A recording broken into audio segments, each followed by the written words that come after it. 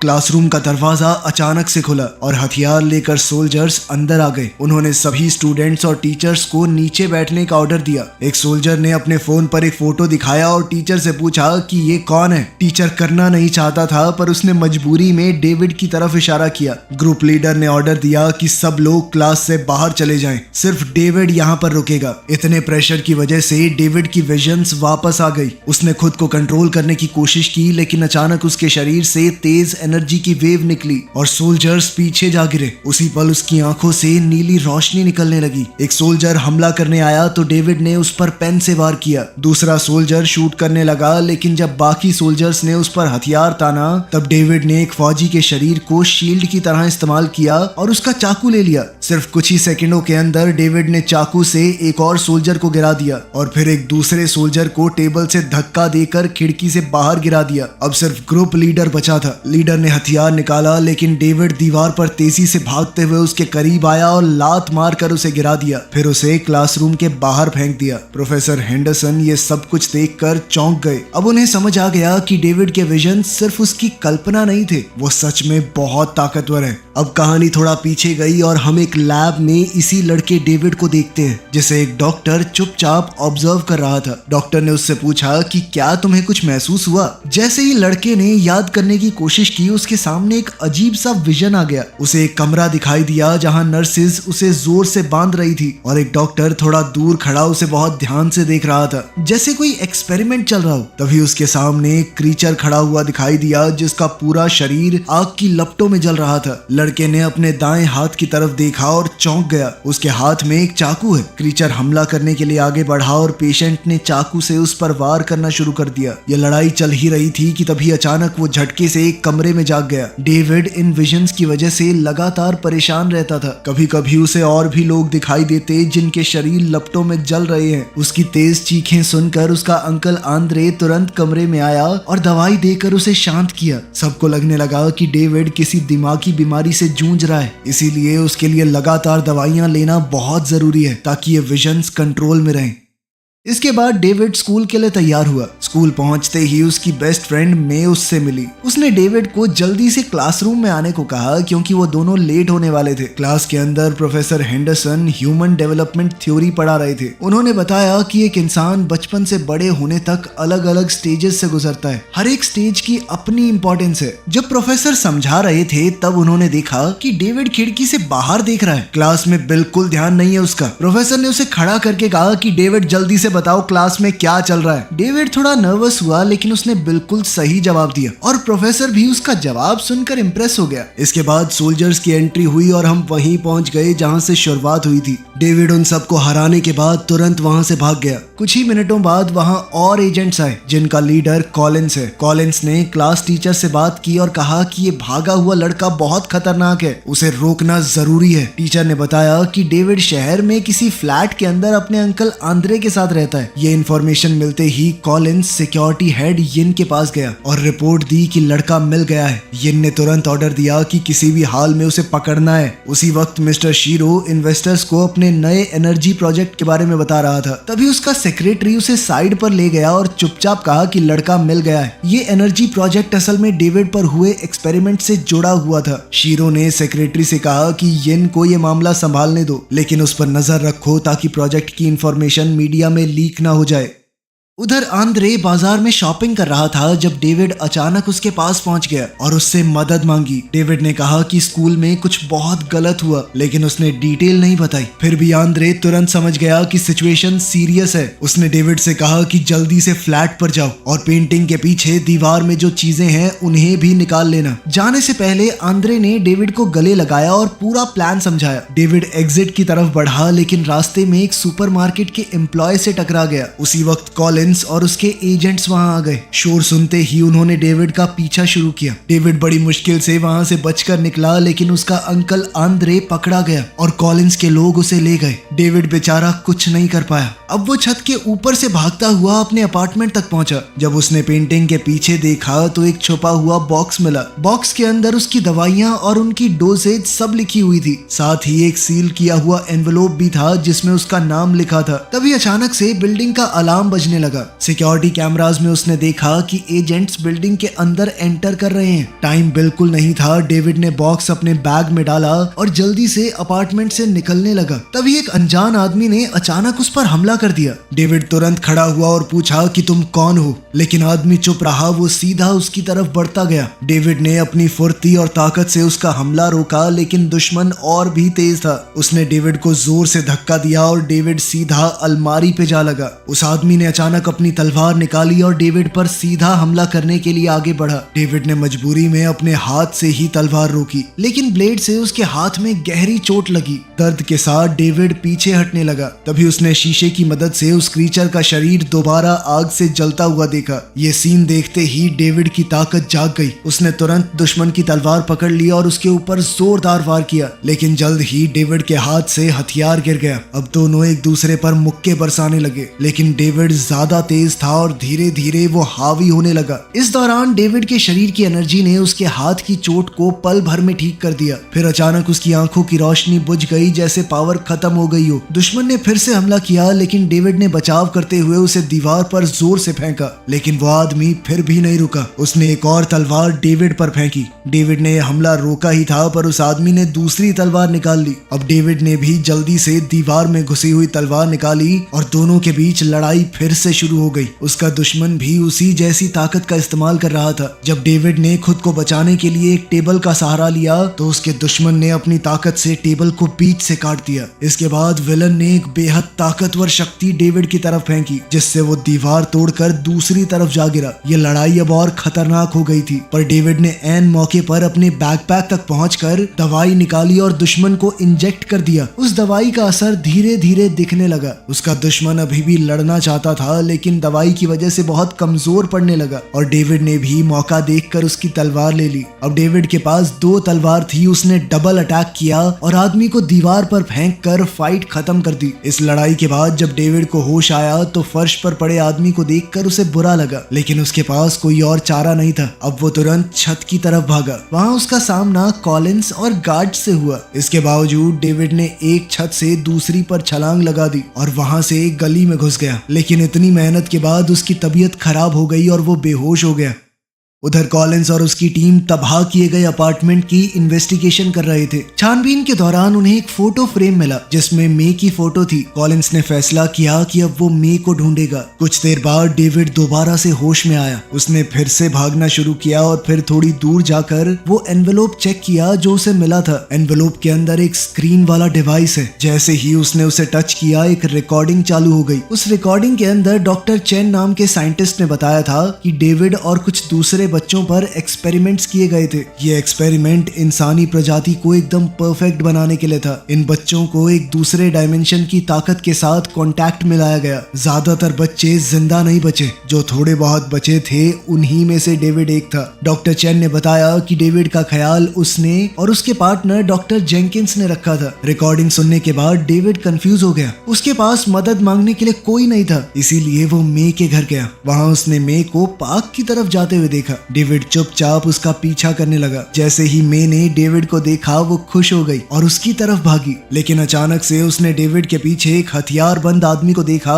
जो गोली चलाने ही वाला था। मे ने डेविड को आगाह करने की कोशिश की। डेविड पीछे मुड़कर देखने ही वाला था, तभी एक अनजान आदमी बीच में आ गया, लेकिन उस गुंडे ने बिना सोचे उस आदमी को भी शूट कर दिया और डेविड पर भी गोलियां चलाई। डेविड तुरंत पेड़ों के बीच में छुप गया। वो गुंडा रास्ते में आने वाले सिविलियंस को भी मार रहा था, लेकिन इसी अफरा तफरी का फायदा उठाकर डेविड और मे वहां से भाग गए। ये एरिया पहले ही एजेंट कॉलिंस की टीम ने घेरा हुआ था। एक एजेंट ने उन्हें ब्रिज के नीचे क्रॉस करते हुए देख लिया। उसने रस्सी की मदद से छलांग लगाई और उनका पीछा करने लगा। जंगल की तरफ तेजी से भागते हुए मे गिर गई। तब डेविड का सामना उस एजेंट से हुआ जो बॉक्सिंग ग्लव्स पहने हुए था। उस एजेंट के मुक्कों में खास ताकत थी। हर एक मुक्के से एक खास तरह की वेव निकल रही थी। डेविड उससे बचने की कोशिश कर रहा था, लेकिन एजेंट की ताकत से वो हक्का बक्का रह गया। जब डेविड खड़ा हुआ उसने देखा कि वो एजेंट दोबारा से जलते हुए क्रीचर में बदल गया। डेविड ने अपनी स्ट्रैटेजी बदली और मुक्कों की जगह लात मारने लगा, क्योंकि वो एजेंट मुक्केबाजी में तो एक्सपर्ट था,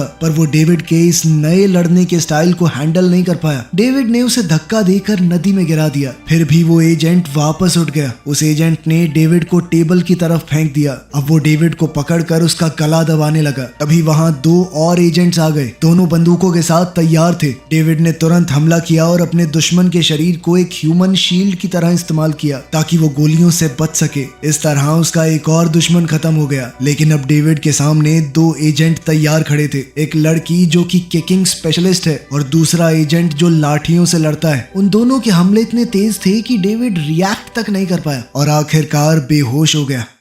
एजेंट ने डेविड की गर्दन पर पैर रखकर उस पर एक तेज एनर्जी का झटका छोड़ दिया। सबको लगा कि अब कहानी यहीं खत्म हो गई, लेकिन उसी पल डेविड की आंखें खुल गई। उसके शरीर से दोबारा वही नीली रोशनी निकलने लगी। जैसे ही उसकी ताकत वापस आई, डेविड तुरंत खड़ा हुआ। उसने एक एजेंट को जोर से पेड़ पर दे मारा और उसके साथी को पैर घुमाकर नीचे गिरा दिया। तीसरी एजेंट जो कि एक लड़की थी, उसने पलटकर हमला करने की कोशिश की, लेकिन डेविड ने उसके सभी हमले रोक लिए और उसका सर पेड़ के तने में दे मारा। तब तक दूसरा एजेंट वापस आ गया। उसने अपने छोटे डंडों से डेविड पर वार किया, लेकिन डेविड ने बचते हुए उसे एक जबरदस्त लात दी। अब दोनों एजेंट समझ गए थे कि डेविड पहले से ज्यादा मजबूत हो गया है। दोनों ने मिलकर उस पर हमला किया और उसे पास ही में पड़े हुए एक डस्टबिन पर दे मारा। फिर भी डेविड दोबारा उठ गया। उसने जमीन में गड़े हुए एक पोल को उखाड़कर उसे हथियार बना लिया। उन दोनों से एक साथ लड़ने के बावजूद डेविड भारी पड़ रहा था। जल्द ही उसने लड़की को गिराकर पोल से उसे खत्म कर दिया। एजेंट बचने की कोशिश कर रहा था, पर डेविड ने उसे उछालकर उसकी गर्दन पर आखिरी वार किया। अब डेविड का गुस्सा उसके काबू से बाहर हो चुका था। तभी रे, जो पूरी लड़ाई देख रही थी, उसने जोर से डेविड का नाम पुकारा। उसकी आवाज सुनकर डेविड धीरे धीरे संभल गया। दूर कहीं एक बिल्डिंग में लॉर्ड शीरो के आदमियों ने उसे बताया कि लड़के को पकड़ने की कोशिश नाकाम रही। ये सुनते ही बूढ़ा आदमी गुस्से में आ गया और सीधा यिन के पास पहुंचा। उस वक्त यिन कंपनी की एक लैब में अपनी नई क्रिएशन एजेंट नंबर 2 के ऊपर रिसर्च कर रहा था। उसने उसे एक कमरे में 4 बॉडीगार्ड्स के साथ बंद किया और सबको एक साथ लड़ने के लिए कहा। एजेंट नंबर 2 ने बड़ी आसानी से सबको हरा दिया। ये देखकर कॉलिंस बहुत इंप्रेस हुआ। यिन ने कहा कि अब उनकी प्लानिंग आगे बढ़ रही है।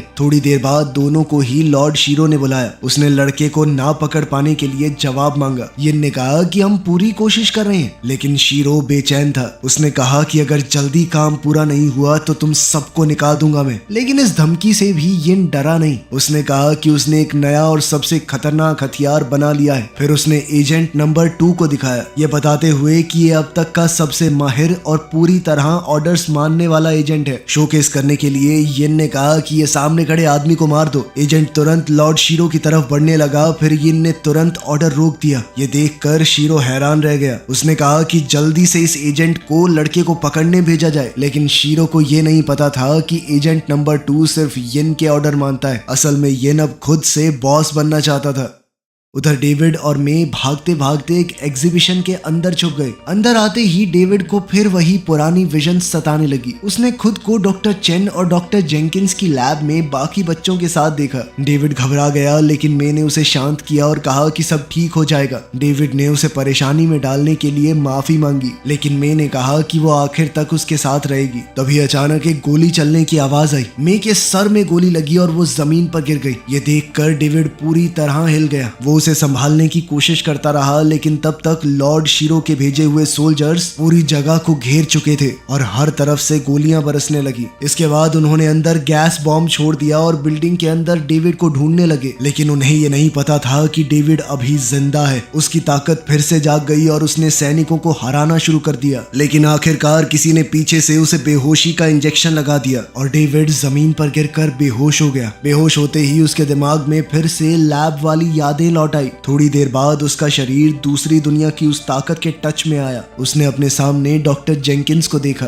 डॉक्टर ने पूछा कि क्या तुम्हें अपना नाम याद है? डेविड ने जवाब दिया, हाँ डेविड। ये सुनकर डॉक्टर हैरान रह गए, क्योंकि लैब में मौजूद बाकी बच्चे अपनी पहचान याद नहीं रख पाए थे। फिर डेविड से और पूछताछ की गई। डेविड ने बताया कि मुझे प्यार का एहसास याद है और मैं उसे दोबारा महसूस करना चाहता हूँ। तभी उसने आवाजें सुननी शुरू की जो कह रही थी कि उसे सब कुछ भूल जाना चाहिए, क्योंकि उसका उसका काम सिर्फ अपने टास्क को पूरा करना है। इस डरावने सपने के बाद डेविड की आंख खुली तो वो एक कुर्सी से बंधा हुआ था। उसके सामने उसका चाचा आंद्रे था जिसका चेहरा घायल है। थोड़ी देर बाद येन वहां आया। उसने कहा कि वो आंद्रे को जानता है और उसे उसकी मदद चाहिए। उसने आंद्रे से प्रोजेक्ट मेजा के सीक्रेट मैसेजेस बताने को कहा। आंद्रे ने मना कर दिया। तब येन ने बंदूक उठाकर डेविड के सर पर तान दी। आंद्रे ने डेविड से कहा कि सब कुछ ठीक हो जाएगा और फिर भी कुछ बताने से मना करता रहा। अब येन का सब्र टूट चुका था। उसने बंदूक आंद्रे पर तान दी। इससे डेविड घबरा गया और उसने कहा कि गोली मत चलाना, लेकिन येन समझ चुका था कि आंद्रे कुछ नहीं बताएगा, इसीलिए उसने गोली चला दी। फिर उसने अपने आदमियों से कहा कि डेड बॉडी को यहाँ से हटाओ और लड़के को भी खत्म कर दो क्योंकि उसकी जरूरत नहीं है अब। तभी कुछ नर्स वहां आई। उन्होंने बिजली का झटका देने वाली मशीन को डेविड के दिमाग पर लगाया और उसके दिमाग में जोर जोर से झटके देने लगे। इन तेज झटकों की वजह से डेविड बेहोश हो गया। बेहोशी की हालत में वो अपने मन के गहरे हिस्से में पहुंच गया जहां उसकी मुलाकात अपने दूसरे रूप से हुई। उस दूसरे रूप ने बताया कि वो डेविड के अंदर रहने वाली ताकत है जो दूसरी दुनिया की एनर्जी के साथ कांटेक्ट में आने के बाद बनी है। उसने कहा कि अगर तुम चाहो तो मैं तुम्हें पूरी शक्ति दे सकता हूँ, तुम बदला ले सकते हो अपना। लेकिन डेविड ने मना किया। उसने कहा कि वो किसी को खत्म नहीं करना चाहता। तब उस दूसरे रूप ने उसे याद दिलाया कि जिन भी लोगों से तुम प्यार करते थे वो सब जा चुके हैं। अब आंद्रे और मे की याद आते ही डेविड का दिल बदल गया। उसने अपने अंदर की ताकत के साथ हाथ मिला लिया और दोनों मिलकर अगली लड़ाई के लिए तैयार हो गए। उसी समय नर्स ने बिजली का डिवाइस बंद कर दिया। उन्हें लगा कि इतने से लड़के की याददाश्त चली गई होगी। तब डॉक्टर ने डेविड से पूछा कि तुम्हारा नाम क्या है और साथ ही जिंदगी का अपना मकसद बताओ। डेविड ने धीरे से जवाब दिया कि उसका कोई नाम नहीं और अब उसका मकसद सिर्फ बदला लेना है। इतना बोलते ही उसके शरीर से पूरी ताकत से एनर्जी निकलने लगी। उसने अपनी हथकड़ी तोड़ दी और कमरे में मौजूद डॉक्टर और नर्स पर हमला कर दिया। वहीं डॉक्टर शीरो को अब तक पता नहीं है कि अंदर क्या हो रहा है। उसने तुरंत अपने हेल्पर को फोन किया और कहा कि येन का पूरा प्लान बंद कर दो। उसने बताया कि मुझे आगे बढ़ने के लिए जरूरी इंफॉर्मेशन मिल चुकी है और वो अपने एक्सपेरिमेंट का दूसरा स्टेज शुरू करने वाला है। साथ ही उसने कहा कि कोई सबूत नहीं बचना चाहिए, इसीलिए सिर्फ कागज ही नहीं बल्कि एक्सपेरिमेंट से जुड़े हुए सभी लोगों को मिटा दिया जाए। हेल्पर ने तुरंत ऑर्डर माना और अपने सोल्जर्स को येन के पीछे भेज दिया। उस समय येन कॉलिंस के साथ बेस से बाहर निकल रहा था। जैसे ही सोल्जर्स ने उस पर हथियार ताने, येन ने अपना चश्मा उतार दिया। उसकी आंखों से भी डेविड की तरह लाल चमकती हुई रोशनी निकलने लगी। उसने अपनी ताकत को जगाया और बहुत तेज रफ्तार से आगे बढ़ा। अपनी छड़ी में छुपी हुई तलवार निकालकर उसने सभी सैनिकों को हरा दिया। येन को पता लग गया था कि डॉक्टर शीरो अब उसका दुश्मन बन चुका है। उसने तुरंत कॉलिंस को वहां से निकलने को कहा क्योंकि अभी भी वो कंपनी पर कब्जा करने का पूरा मन बनाए बैठा था। उधर डेविड भी उस जगह से बाहर निकलने की कोशिश कर रहा था। रास्ते में उसका सामना सैनिकों के एक ग्रुप से हुआ। उन्होंने उसे रोकने की कोशिश की लेकिन डेविड ने अपनी ताकत से सबको हरा दिया। रास्ता साफ होते ही डेविड आगे बढ़ा लेकिन आगे का रास्ता लोहे की सलाखों से बंद था। तभी अचानक एजेंट नंबर 2 ने पीछे से हमला किया। डेविड तुरंत खड़ा हुआ और उस पर घूंसे और लात चलाने लगा, लेकिन एजेंट नंबर 2 ने ये सब कुछ सह लिया और पलट कर डेविड पर तेज हमला कर दिया। इसके बाद एजेंट ने डेविड को बिजली की लैब के पास दीवार से टकरा दिया। डेविड ने बचने की कोशिश की लेकिन इस बार वो आसानी से हार गया। एजेंट ने एक जंजीर से उसे बांध दिया और लटका कर छोड़ दिया। अब थोड़ी ही देर में डेविड को खत्म कर दिया जाएगा। उसका अंत नजदीक था। तब उसने फिर से अपने सामने अपना दूसरा रूप देखा जिसने उससे कहा कि अपना सारा दर्द याद करो। जैसे ही डेविड ने ऐसा किया उसके दिमाग में फिर से